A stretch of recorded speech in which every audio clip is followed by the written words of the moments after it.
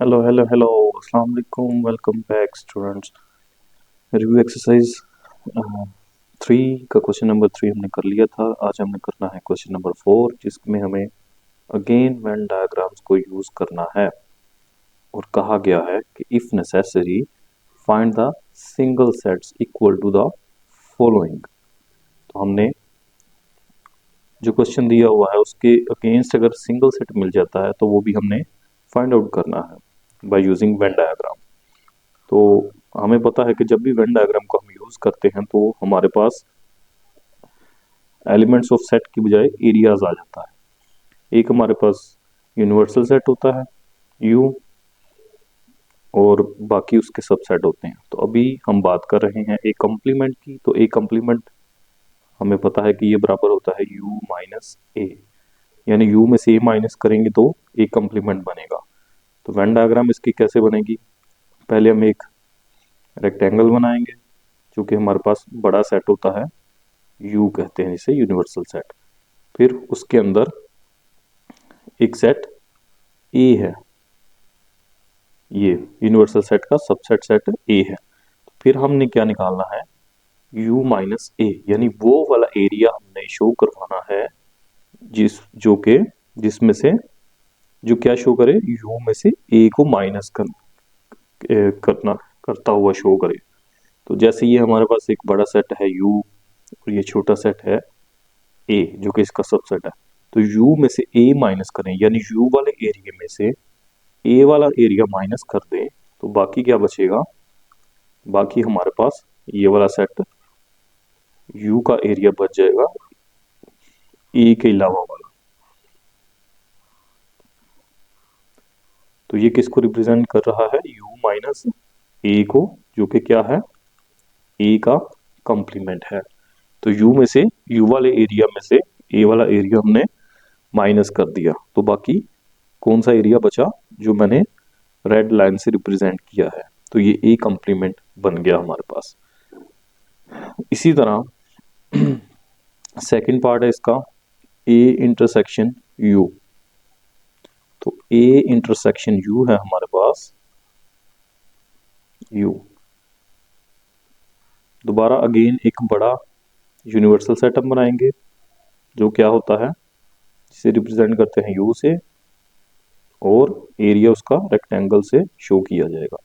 तो ये यू आ गया, इसके अंदर अब एक छोटा सबसेट है जो कि है ए। ठीक है, अब हमने क्या निकालना है? A intersection you. A intersection you यानी वो वाला एरिया जो ए और यू में कॉमन होगा, ये हमने निकालना है। इंटरसेक्शन का मतलब है कॉमन। जब एलिमेंट्स की बात करते हैं तो तब हम कॉमन एलिमेंट लिख देते हैं आंसर में। अब एरिया की बात करेंगे तो जो दोनों का कॉमन एरिया होगा, तो हमें पता है कि यू का ये सारा एरिया है और ए का सिर्फ इतना एरिया है, ये वाला। तो दोनों में कॉमन क्या होगा? ये ए वाला, ये यू के अंदर ही है ना, तो यू का भी ये एरिया है और ए का भी एरिया है, तो दोनों का कॉमन एरिया ए वाला एरिया ही होगा, ये वाला जो मैंने ब्लैक लाइन से रिप्रेजेंट किया है। तो ये देखिए आंसर भी हमारा खुद ए के ही बराबर आ रहा है। तो जैसा कि उसने सवाल में कहा था, if necessary find the single set equal to the following. तो अब इसके इक्वल सिंगल सेट ए होता है, जो हमें यहाँ से वेन डायग्राम से भी नजर आ गया। तो ये वेन डायग्राम किसको रिप्रेजेंट कर रही है? ए और यू के कॉमन एरिया को, यानी उनके इंटरसेक्शन को, जो कि अगेन ए ही आता है। ओके, उसके बाद अगर देखें इसका थर्ड क्वेश्चन, इसमें ए यूनियन यू है, ए और यू का यूनियन है। तो ये है ए यूनियन यू। अब यूनिवर्सल सेट का और ए का यूनियन लेना है, डायग्राम हम बनाते हैं। तो पहले एक रेक्टेंगल बनेगी जो कि रिप्रेजेंट करेगी बड़े सेट को, यूनिवर्सल सेट को। तो ये यूनिवर्सल सेट यू है।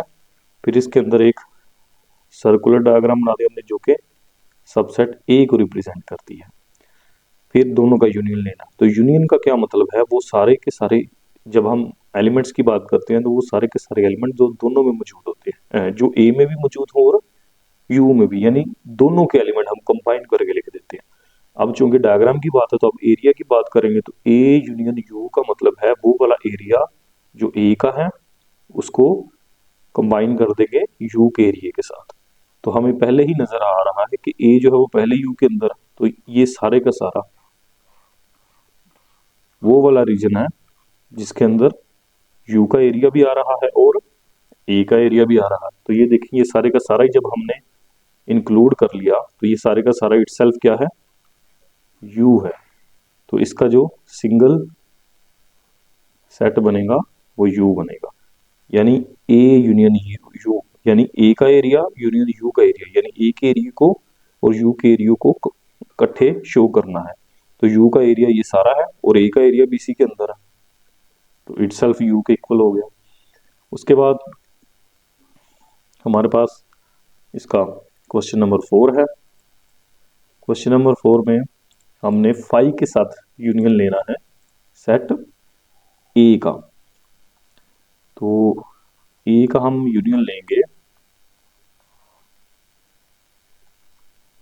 फाई के साथ। फाई कहते हैं खाली सेट को जिसके अंदर कोई एलिमेंट मौजूद नहीं होता।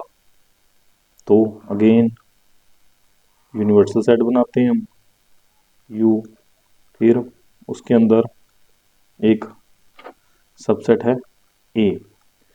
अब हमने क्या करना है, ए और यू का, ए और फाई का यूनियन लेना है। यूनियन का मतलब है वो वाला एरिया जो ए है और कंबाइन कर देंगे उसको फाई के साथ। तो फाई क्या है, फाई का एरिया क्या होता है, फाई का तो एरिया ही नहीं होता, क्योंकि फाई क्या है, खाली सेट। तो खाली सेट एक चीज है ही नहीं, मौजूद ही नहीं है, उसके अंदर कोई एलिमेंट ही नहीं है, तो उसका एरिया भी नहीं होगा। तो ए यूनियन, ए के सारे का सारा, इस यूनियन का मतलब है ए का सारा एरिया प्लस फाई का सारे का सारा एरिया। तो ए का सारा एरिया तो ये आ गया, हमें पता है दिस वन। तो फाई का क्या एरिया है, फाई का कोई एरिया है ही नहीं, फाई क्योंकि खाली सेट है, तो खाली सेट के अंदर कोई एलिमेंट ही नहीं होता, तो उसके अंदर कोई एरिया भी नहीं होगा। तो इसका आंसर सिर्फ ये ए वाला रीजन ही आएगा। तो ये बराबर फिर ए के हो गया।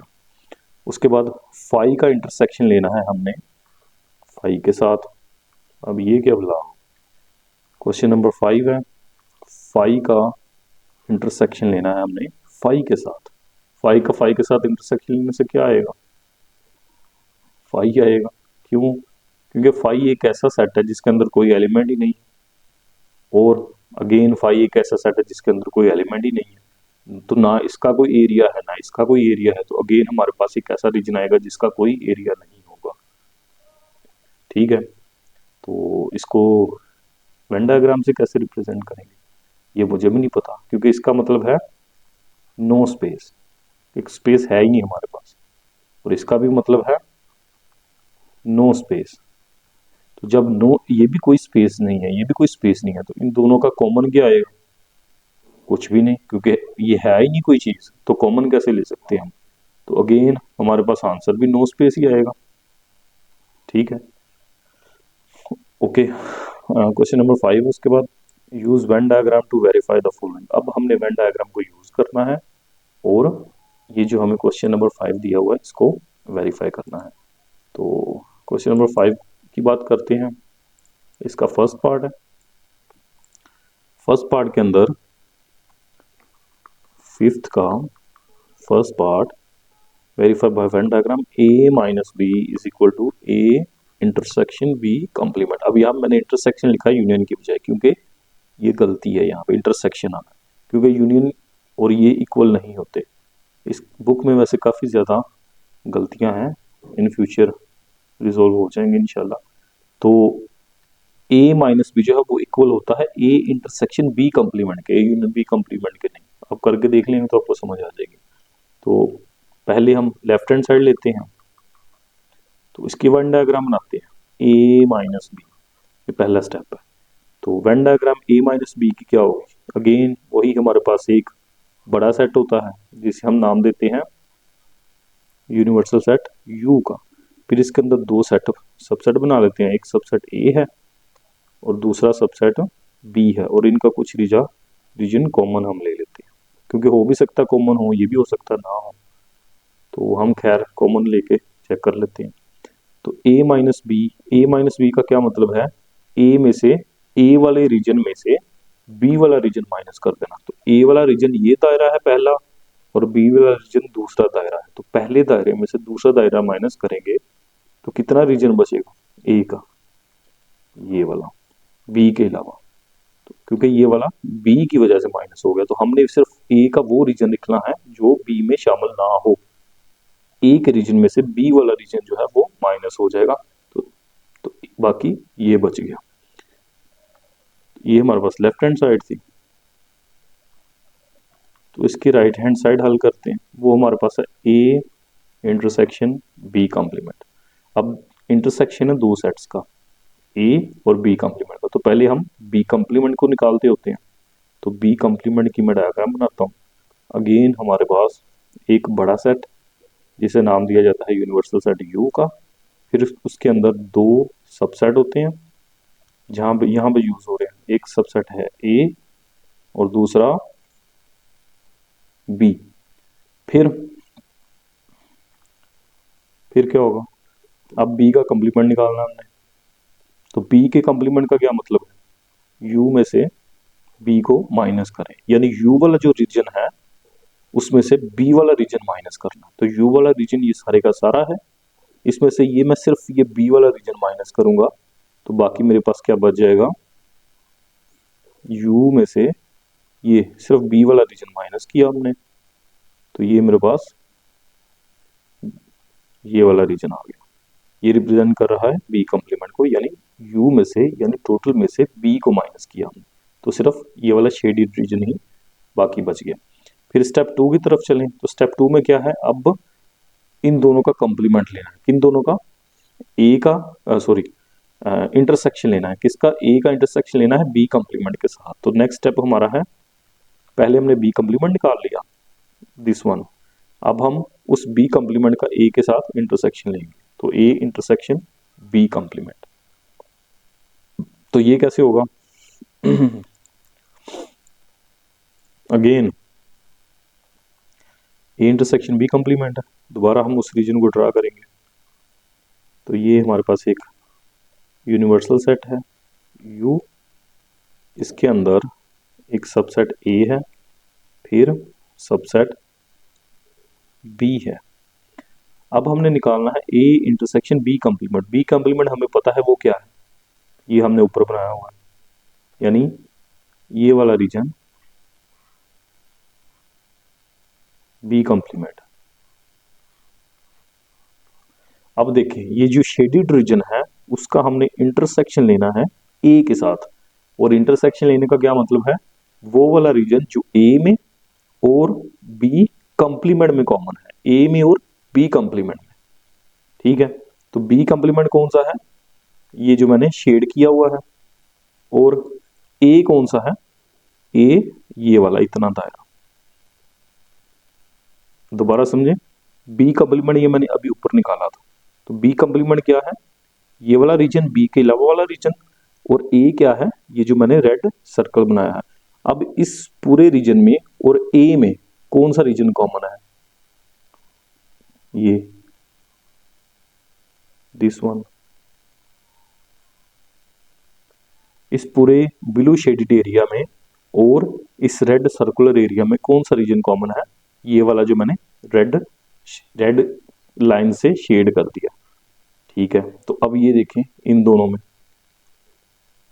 जो हमारा फाइनल रीजन आया है जो रेड लाइन से शेड हुआ है, यहाँ पे और यहाँ पे वो सेम है। तो दोनों का आंसर सेम आ गया। यहाँ पे आप मेंशन भी करेंगे, मेंशन करेंगे जैसे बी कॉम्प्लीमेंट क्या है, region represented by blue lines, या फिर खाली बी कॉम्प्लीमेंट लिख के इसके आगे क्या लिखेंगे आप, इस तरह एक बॉक्स बना के और इस तरह बता देंगे कि जो इस तरह की लाइन है वो बी कॉम्प्लीमेंट को रिप्रेजेंट करती है। फिर ए इंटरसेक्शन बी कॉम्प्लीमेंट क्या होगा, ए इंटरसेक्शन बी कॉम्प्लीमेंट क्या होगा, वो वाला रीजन जो रेड लाइन को रिप्रेजेंट करता है। ठीक है, तो यहाँ पे ए माइनस बी क्या है, वो वाला रीजन जो रेड लाइन को रिप्रेजेंट करता है। तो जो रेड लाइन को रिप्रेजेंट करने वाला रीजन यहाँ पे और यहाँ पे है वो देखिए सेम है। तो हमारा जो फाइनल आंसर है वो ये बताता है कि by venn diagram this left hand side is equal to right hand side, क्योंकि फाइनल रीजन हमारा तो रेड लाइंस वाला है। खैर ये पेपर में क्वेश्चन आते तो नहीं होते, लेकिन फिर भी चांसेस कम ही होते हैं इनके आने के, क्योंकि पुराने सिलेबस के मुताबिक तो बिल्कुल ही नहीं आते और ना करवाए जाते हैं। लेकिन फिर भी कंसेप्ट जो आपके क्लियर हो जाए तो अच्छी बात है। अब अगेन हमारे पास एक क्वेश्चन है सेकंड इसका, ए माइनस बी का complement intersection of B is equal to B. तो दोबारा लेफ्ट हैंड साइड है पहले, तो लेफ्ट हैंड साइड हमारे पास है ए माइनस बी का कॉम्प्लीमेंट इंटरसेक्शन बी। तो पहले मैं लेफ्ट हैंड साइड का सिर्फ क्या करूंगा, ये ब्रैकेट वाला हिस्सा निकालूंगा ए माइनस बी। तो ए माइनस बी क्या होगा, अगेन एक बड़ा यूनिवर्सल सेट, इसके अंदर सेट ए और सेट बी। तो ए माइनस बी का क्या मतलब है, ए वाले रीजन में से बी वाला रीजन माइनस करें। तो ए वाले रीजन में से मैं बी वाला रीजन माइनस करूंगा तो सिर्फ ए का ये वाला हिस्सा आ जाएगा। तो यहाँ पे मैं मेंशन कर देता हूँ कि ए माइनस बी क्या है, वो वाला रीजन जो इस तरह की लाइंस है। अब मैं एक ही कलर से करता हूँ ताकि पेपर में आप किस तरह करेंगे ये समझ आ जाएगा। अब फर्ज कर ले मेरे पास ये एक ब्लू कलर ही है बस, जो ब्लू पेन आप लोगों के पास होता है जिससे पेपर में आप सवाल हल करते।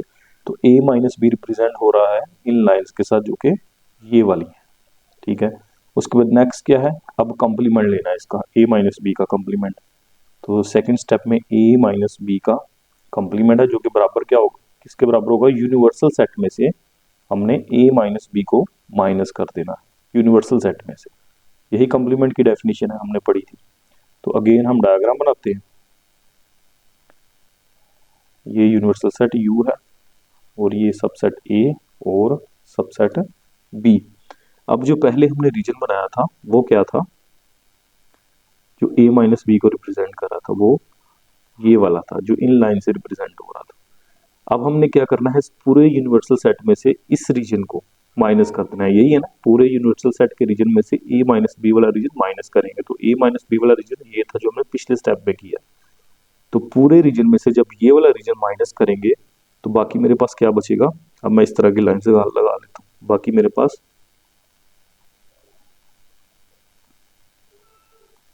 ये वाला रीजन बच गया।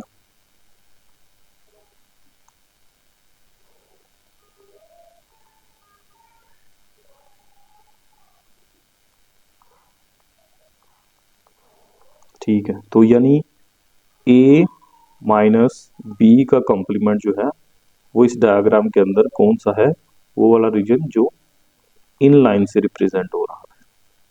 तो वो हमें नजर आ रहा है ये वाला है सारा, ए वाले स्पेसिफिक रीजन के अलावा जो हमने पीछे निकाला था, ठीक है। उसके बाद फिर ये जो हमने स्टेप सेकंड किया है, थर्ड स्टेप में हमने उसका इंटरसेक्शन ले लेना बी के साथ। तो अब हमने क्या करना है, ए माइनस बी के कॉम्प्लीमेंट का इंटरसेक्शन ले लेना है हमने किसके साथ, बी के साथ। तो बी के साथ, तो अगेन रीजन ड्रा करें, मैं थोड़ा बड़ा रीजन ड्रा करता हूँ इस दफ़ा क्योंकि चीज़ें ज़रा मिक्स हो रही हैं, थोड़ी सी कन्फ्यूजन हो जाती है, ये डायग्राम वाला सिस्टम ही ऐसा है। तो ये मेरे पास एक बड़ा रीजन है यूनिवर्सल सेट का, कैपिटल यू। फिर इसके अंदर दो सबसेट थे, एक सबसेट था ए और फिर एक सबसेट, दूसरा सबसेट था बी, ए और बी। तो लास्ट स्टेप में हमने क्या किया था, ए माइनस बी का कॉम्प्लीमेंट निकाला था जो कि इन लाइन से रिप्रेजेंट हुआ था। आप देख भी लें पिछली डायग्राम के अंदर तो आपको पता चल जाएगा, ये वाली वो लाइंस थी जो कि किसको रिप्रेजेंट करती थी, ए माइनस बी के कॉम्प्लीमेंट को, यानी ए का सिर्फ एक स्पेसिफिक रीजन इसमें शामिल नहीं था, ठीक है। अब हमने क्या करना है, ये जो लाइनें हैं इसका हमने इंटरसेक्शन लेना है बी के साथ। अब बी कहाँ पे पड़ा हुआ, बी ये है, ये वाला सारा। तो इस रीजन का हमने इंटरसेक्शन लेना है, ये वाली लाइन जो है इस रीजन के साथ। तो इसको मैं अब सीधी लाइन से रिप्रेजेंट कर लेता हूँ। या फिर ऐसे कर लें। अच्छा पहले तो ये देखें ना कि ये जो रीजन हमने ड्रा किया अभी ओ इसमें और बी में क्या कॉमन है। इस पूरे रीजन के अंदर जो हमने ड्रा किया लाइंस और बी के अंदर कॉमन क्या है, बी ही कॉमन है। तो बी वाला रीजन ही सिर्फ आ जाएगा। तो मैं ये इस तरह की लाइन लगाता हूँ। तो अब ये मेरा आ जाएगा वो रीजन जो इसमें और इसमें कॉमन है। तो ये किस तरह रिप्रेजेंट हो रहा है, कौन सी लाइन के साथ, जो इस तरह लगी हुई है और इस तरह, ये इस तरह की जो लाइन है जो कि असल में ये वाली लाइन है। तो ये अब अगर आप थोड़ा सा गौर करें, ये भी मैं ड्रा कर देता हूँ यहाँ पे जो स्टेप नंबर 1 में हमने बनाया था। ये स्टेप 1 था, फिर ये रीजन आया स्टेप 2 में और ये रीजन स्टेप 3 में आ गया। तो यहाँ पे देखिए अगर हम जो हमारा फाइनल आंसर है ये वाला रीजन, ये हमारा क्या है, final answer left hand side का। अब इस फाइनल आंसर पे अगर गौर करें तो ये किसको रिप्रेजेंट कर रहा है, बी को, पूरे के पूरे बी को। तो इसका मतलब है पूरे का पूरा बी कैसे रिप्रेजेंट होगा, अगर मैं यहाँ पे लहदा से भी रिप्रेजेंट करूं जो कि हमारी राइट हैंड साइड है।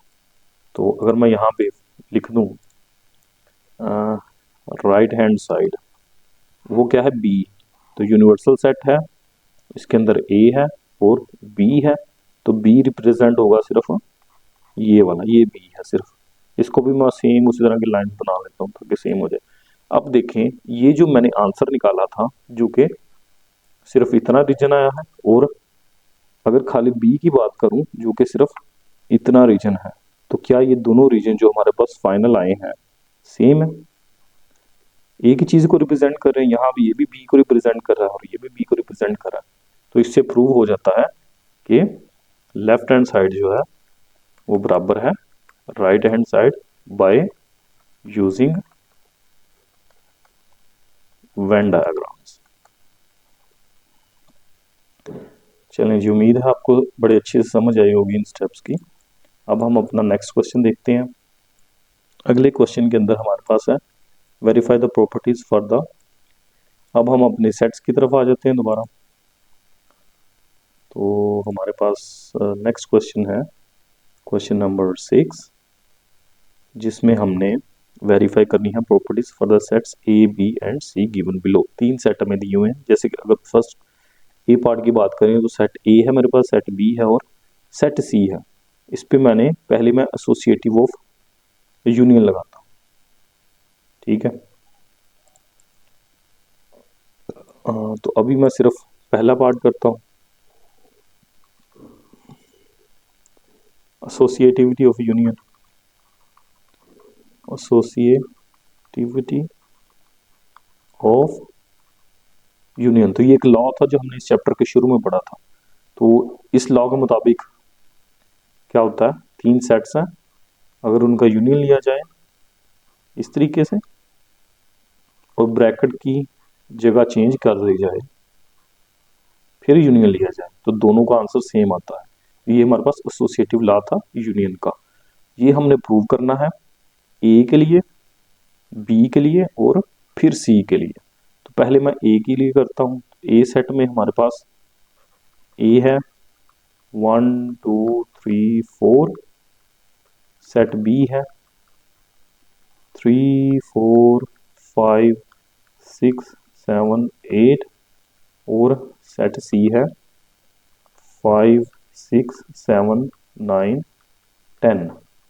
अब मैं इसको प्रूव करना जा रहा हूँ। तो पहले मैं यहाँ पे ये फार्मूला लिखता हूँ, A union B union C is equal to A union B union C. तो प्रूव कैसे करेंगे, ये हमारे पास क्वेश्चन था, ए बी सी सेट दिए हुए और ये एसोसिएटिव लॉ है जिसे हमने प्रूव करना है। तो पहले इसकी लेफ्ट हैंड साइड लेंगे। लेफ्ट हैंड साइड में हमारे पास A union B union C है, फिर इनकी वैल्यू पुट करते हैं। तो पहले सेट ए है तो सेट ए की वैल्यू पुट कर लेते हैं जो कि मेरे पास है 1 2 3 4, फिर यूनियन और फिर ब्रैकेट है तो ब्रैकेट लगाएंगे। फिर सेट बी है तो सेट बी की वैल्यू 3 4 5 6 7 8, 3 4 5 6 7 8, फिर दोबारा यूनियन, तो यूनियन का साइन आ गया। फिर सी सेट, तो सी सेट है 5 6 7 9 10 और फिर ये जो ब्रैकेट जो है स्मॉल ब्रैकेट ये क्लोज हो जाएगी। अब हमें पता है कि जब भी हम क्वेश्चन को हल करते हैं तो सबसे पहले ब्रैकेट वाला हिस्सा हल करते हैं, तो ये वाला हिस्सा ब्रैकेट से बाहर है और ये दोनों ब्रैकेट के अंदर है। तो ये वाला बाहर वाला मैं इसी तरह लिख लेता हूँ 1 2 3 4 यूनियन, इन दोनों का हल कर लेते हैं तो इन दोनों का यूनियन लेना हमने। तो यूनियन में हमें पता है सारे एलिमेंट हम लिख देते हैं जो इसमें है और जो इसमें है तरतीब के साथ। तो पहले 3 है, 3 से छोटा कोई नहीं तो 3 आ गया, फिर 3 के बाद 4 है, फिर 5 है जो कि दोनों में आ रहा है लेकिन हमने एक दफ़ा लिखना है, फिर 6 एक दफ़ा क्यों लिखते हैं क्योंकि सेट में एलिमेंट रिपीट नहीं होते और ये सेट बना रहे हैं, फिर 7 है, 8 है, 9 है और 10 है। फिर ये 2 सेट बचे हैं, अब इनका यूनियन लेना हमने और इसका यूनियन लेंगे तो अगेन हमने तरतीब के साथ लिख लेने सारे एलिमेंट विदाउट रेपिटेशन 1 2 3 4 5 6 7 8 9 10। तो ये मेरे पास लेफ्ट हैंड साइड आ गई। उसके बाद राइट हैंड साइड करते हैं हम, ये साथ ही में कर लेता हूँ इस साइड पे कलर चेंज करके ताकि वो मिक्स ना हो। तो राइट हैंड साइड हमारे पास होगी क्या है, अब ब्रैकेट सिर्फ शुरू में आ जाएगी A union B union C. तो अब पहले ब्रैकेट लगाएंगे, फिर सेट ए की वैल्यूज जो कि है 1 2 3 4, फिर ब्रैकेट यूनियन का साइन ये वाला यूनियन फिर सेट बी जो कि हमारे पास है दिस वन 3 4 5 6 3 4 5 6 7 8, फिर ब्रैकेट क्लोज हो जाएगी, फिर आगे यूनियन है और फिर सेट सी है। तो सेट सी क्या है 5 6 7 9 10, 5 6 7 9 10। अब दोबारा अब ब्रैकेट शुरू में है तो शुरू वाला हिस्सा पहले हल करेंगे, इन दोनों का यूनियन लेंगे। तो यूनियन में क्या होता है सारे एलिमेंट तरतीब से लिख देते हैं चाहे रिपीट हो चाहे ना हो, फिर यूनियन 5 6 7 9 10। अब दोनों का यूनियन लें अगेन सारे सेट रिपीट तरतीब के साथ लिखेंगे विदाउट रेपिटेशन 6 7 8 9 10, दोनों के एलिमेंट हमने लिख दिए। अब देखें ये आंसर एक तरफ था और ये दूसरी तरफ है, क्या दोनों आंसर सेम है? ये मेरे पास था A union B union C, तो दोनों का आंसर सेम है। तो फिर एंड में हम क्या लिखेंगे hence proved left hand side is equal to right hand side. तो ये मेरे पास कौन सा लॉ प्रूव हो गया associative law of union A के लिए। अब हम बी की बात करें तो किधर है बी, हाँ अब सेट चेंज हो गए, लॉ वही है, ये है बी। सेट लिखें पहले, सेट क्या है पहले क्वेश्चन हम पार्ट 1 ही है लेकिन अब बी की बात कर रहे हैं। तो बी के अंदर देखें तो सबसे पहले मेरे पास है सेट ए जो कि 5 है और 5 को इस तरह खाली ब्रैकेट से भी रिप्रेजेंट करते हैं यानी ए खाली सेट है। बी के अंदर सिर्फ एक एलिमेंट है जो कि है 0 और सी के अंदर 3 एलिमेंट है 0 1 2। अगेन हमने क्या करना है एसोसिएटिव लॉ ऑफ यूनियन वो प्रूव करना है। तो वो क्या था A union B union C, bracket यहाँ पे आएगी, फिर ब्रैकेट की जगह चेंज करेंगे तो दोनों का आंसर सेम आएगा। तो पहले हम लेफ्ट हैंड साइड हल करते हैं। लेफ्ट हैंड साइड क्या है A union B union C, पहले सेट ए जो कि क्या है खाली सेट, फिर यूनियन, फिर ब्रैकेट, फिर सेट बी जो 0 है, यूनियन, फिर सेट सी जो कि है 0 1 2 और फिर ब्रैकेट बंद।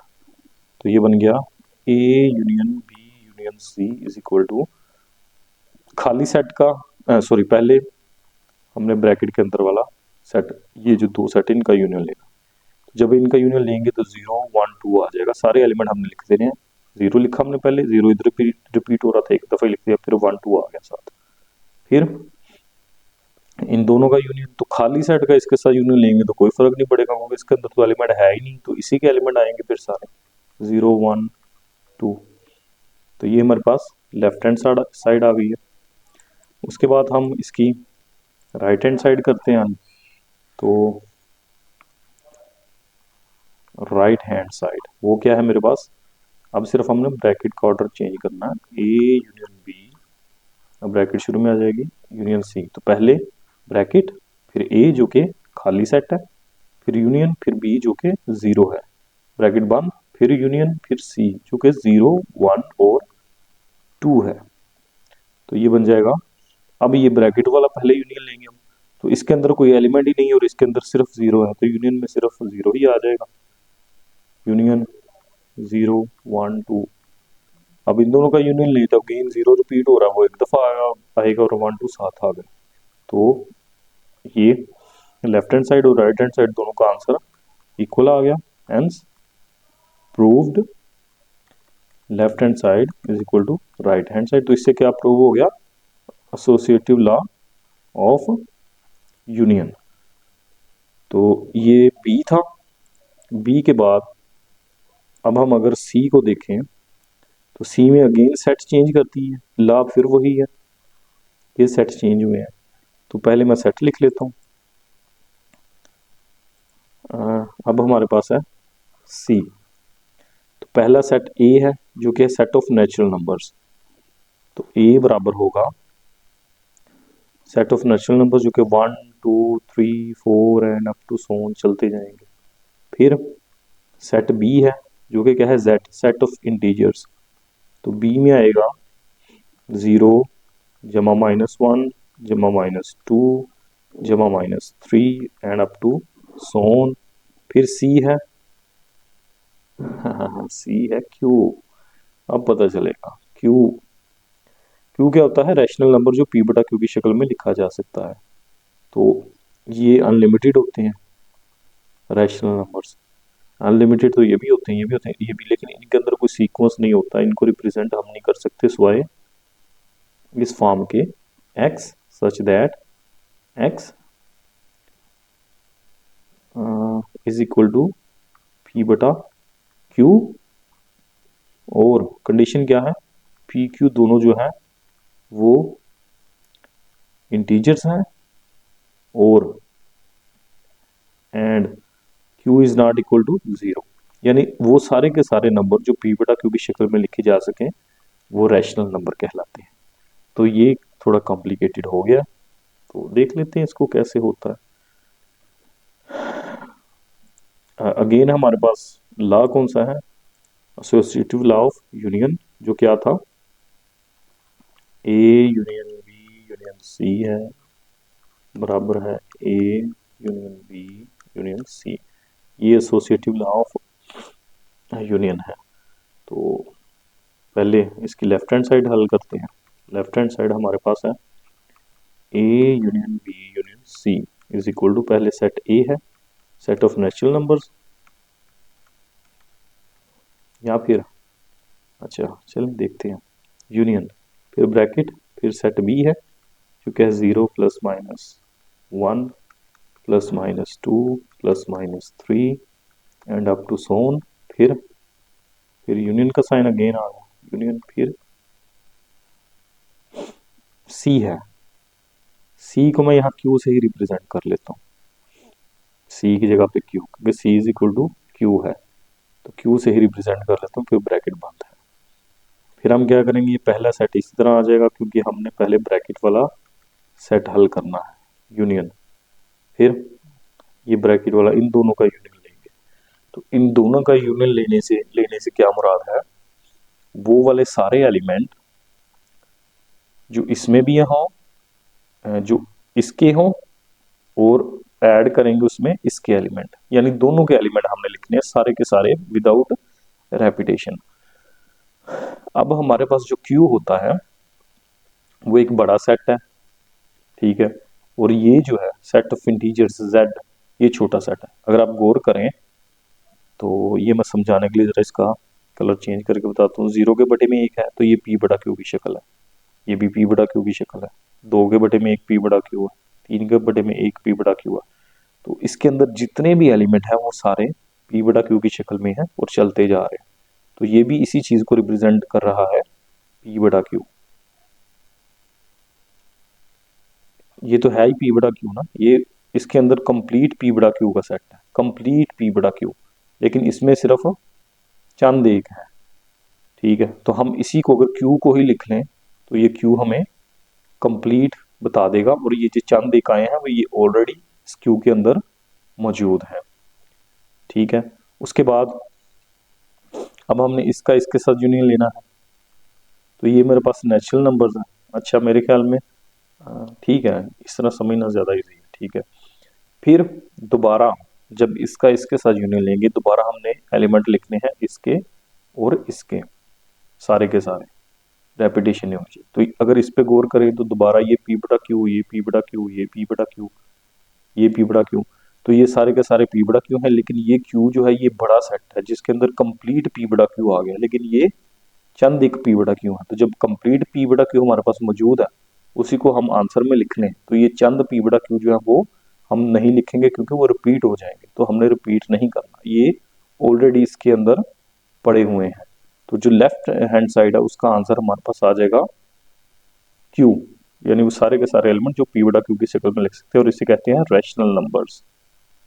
रैशनल नंबर्स ये बड़ी डिटेल में हमने पढ़ा था शायद पहले चैप्टर में। फिर रियल नंबर्स में, और उसके बाद इसकी जो राइट हैंड साइड है, तो राइट हैंड साइड हमारे पास है a union b union c। तो इनकी वैल्यूज पुट करें। ये हमारे पास सेट ऑफ नेचुरल नंबर्स है जो कि क्या है,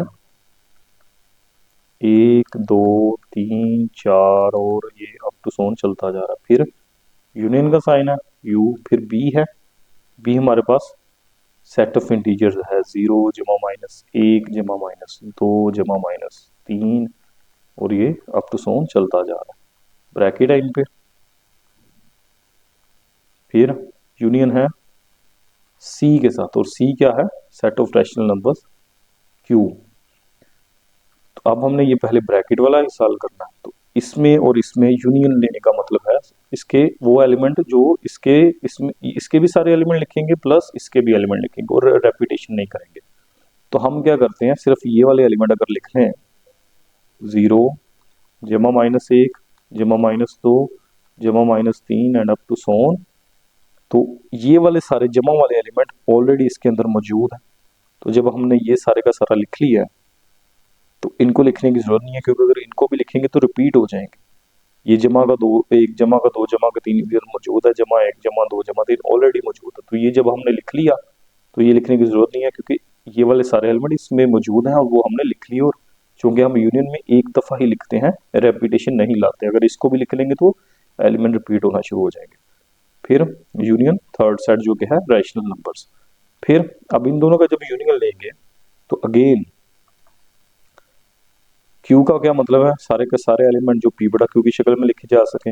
और यहाँ पे 0 बटा 1 ये पी बटा क्यू की शक्ल में है, ये भी पी बटा क्यू की शक्ल में है, ये भी पी बटा क्यू की शक्ल में है, ये भी पी बटा क्यू की। तो इसके अंदर कंप्लीट पी बटा क्यू है, इसके अंदर चंद एक है। तो जब कंप्लीट वाला सेट मैं जवाब में लिख लेता हूँ तो जो चंद एक है वो दोबारा लिखने की जरूरत नहीं है, क्योंकि रिपीट हो जाएंगे। और यूनियन में सारे एलिमेंट लिखते हैं बगैर रेपिटेशन के। तो ये मेरे पास सेट ऑफ रैशनल नंबर ही आ गया। तो अगर दोनों का आंसर देखें, इधर भी क्यू आंसर है और इधर भी क्यू आंसर है, तो hence proved left hand side is equal to right hand side. Okay जी, ये हो गया हमारे पास इसका किधर क्या सी पार्ट। ठीक है, अब हमने नेक्स्ट क्या करना है, नेक्स्ट ये है एसोसिएटिव लॉ ऑफ इंटरसेक्शन। पहले यूनियन वाले किए थे हमने, अब इंटरसेक्शन वाले करने हैं इन तीनों के लिए। तो ये मैं रेज कर देता हूं। अब हमारे पास आ गया ये सवाल है, सेकंड पार्ट इसका करना है एसोसिएटिव ऑफ इंटरसेक्शन। तो ये क्या होता है, अगेन तीन सेट का इंटरसेक्शन बराबर होगा अगर हम ब्रैकेट को इंटरचेंज करें। पहले ब्रैकेट इधर है, फिर शुरू में ले आए तो दोनों का आंसर सेम आएगा। अगर यूनियन आ जाए दरम्यान में तो ये लॉ ऑफ यूनियन बन जाता है एसोसिएटिव लॉ। अगर इंटरसेक्शन आ जाए तो एसोसिएटिव लॉ ऑफ इंटरसेक्शन बन जाता है। तो इसका ए पार्ट करते हैं पहले हम, बिल्कुल उसी तरह, बस अब यूनियन की जगह इंटरसेक्शन है हमारे पास। तो क्वेश्चन ए है, सॉरी क्वेश्चन ए है, जिसमें ये सेट हम लिखने की जरूरत नहीं है, ये दिए हुए सेट ए है, सेट बी है और सेट सी है। हम सिर्फ क्या करते हैं, पहले लेफ्ट हैंड साइड को हल करते हैं। तो लेफ्ट हैंड साइड हमारे पास है A intersection B intersection C. Values put करें, पहले सेट ए आ जाएगा जो कि मेरे पास 1 2 3 है, 1 2 3 4, फिर ब्रैकेट है, फिर सेट बी है 3 4 5 6 7 8, 3 4 5 6 7 8, फिर अगेन इंटरसेक्शन, दरम्यान में इंटरसेक्शन में लिखा ही। अच्छा जी, मैं थोड़ा सा इधर करके लिखता हूँ जगह ताकि कम यूज हो। तो लेफ्ट हैंड साइड हमारे पास थी ये वाली, A intersection B intersection C. तो पहले ए आ गया 1 2 3 4, फिर इंटरसेक्शन का साइन, फिर ब्रैकेट है, फिर बी है 3 4 5 6 7 8, फिर इंटरसेक्शन और फिर सी है 5 6 7 9 10 और फिर ब्रैकेट बंद है। तो पहले हमें ब्रैकेट वाला हिस्सा हल करना है, ये वाला, इन दोनों का इंटरसेक्शन लेंगे तो पहला सेट इसी तरह आ जाएगा 1 2 3 4 इंटरसेक्शन। अब इन दोनों का इंटरसेक्शन लेते हैं, इंटरसेक्शन में वो लिखते हैं जो कॉमन है। तो 5 दोनों में मौजूद है, 6 मौजूद है, 7 मौजूद है, बस ये 3 एलिमेंट मौजूद है। तो आंसर में आएगा 5 6 7। फिर इन दोनों का इंटरसेक्शन लें तो अब क्या मौजूद है दोनों में, 1 2 3 4, इधर 5 6 7 कुछ भी मौजूद नहीं है, तो ये खाली सेट आ जाएगा। ये आ गई हमारे पास लेफ्ट हैंड साइड। उसके बाद मैं इसकी राइट हैंड साइड करता हूँ। तो राइट हैंड साइड क्या है, ये वाली, A intersection B intersection C.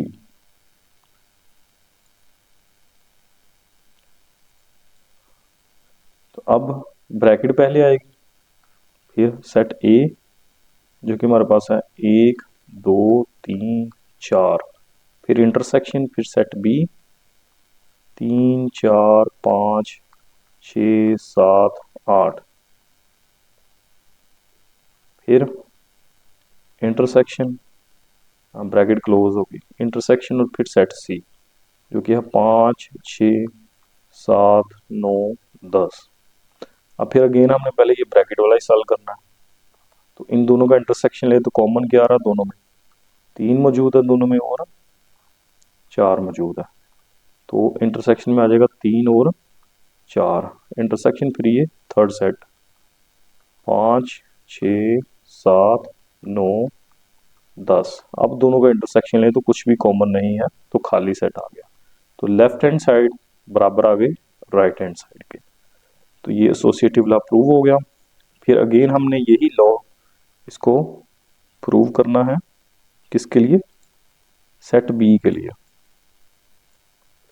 तो ये मेरे पास सेट बी है, सेट बी के अंदर ए खाली सेट है, ए खाली सेट है, बी जो है वो 0 है और सी 0 1 2 है।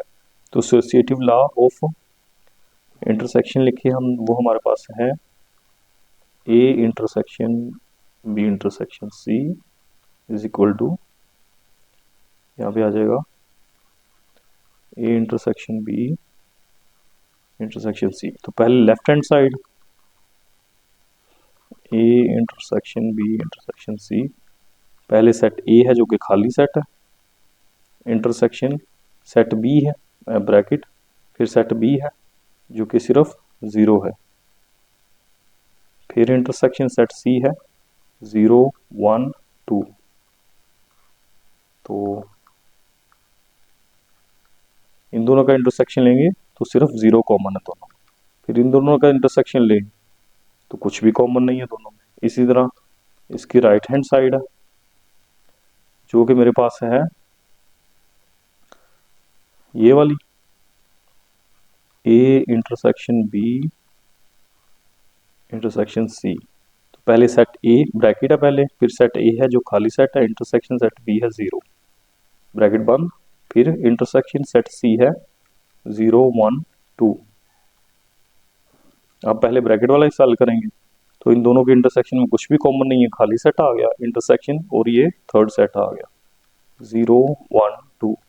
फिर इन दोनों का इंटरसेक्शन ले तो कुछ भी कॉमन नहीं है, फिर खाली सेट आ गया। तो ये लेफ्ट हैंड साइड और राइट हैंड साइड दोनों का आंसर सेम आ गया। उसके बाद हमने इसका सी पार्ट है वो हल करना है। सी पार्ट के अंदर अगेन हमारे पास ए नेचुरल नंबर है, बी इंटीजर है और सी रैशनल नंबर है। ला वही है, यहाँ पे मैं पहले सेट लिख लेता हूँ।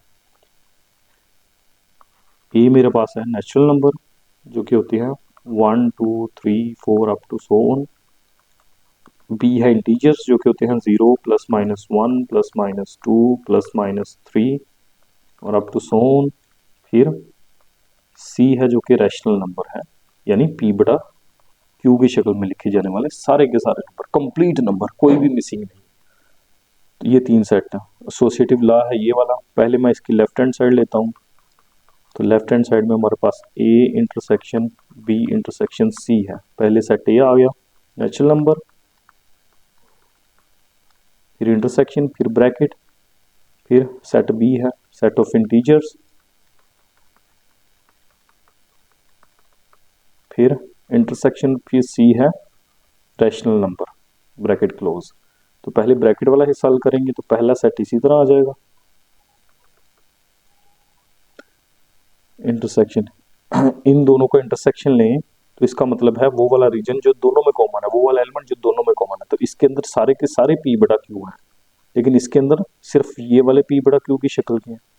तो इसका मतलब है हम सारे के सारे नहीं लिख सकते, वो लिखेंगे जो कॉमन है। तो ये वाले इसमें तो हैं ही और इसमें भी होंगे क्योंकि इसके अंदर कंप्लीट है। तो इसका मतलब है ये वाले सारे के सारे इसके अंदर भी मौजूद है, तो ये वाले ही कॉमन आएंगे। तो ये हमारा आंसर आएगा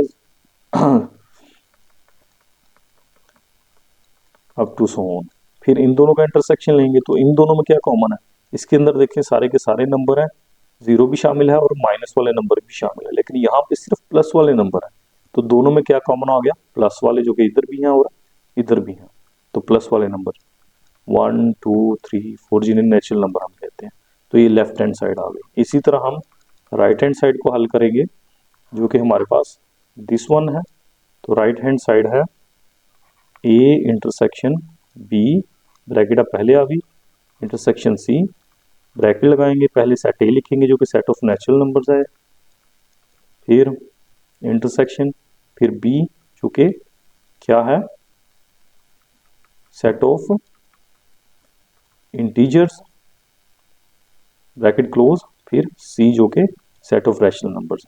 तो पहले हमने सिर्फ ये ब्रैकेट वाला हिस्सा जो है वो हल करना है।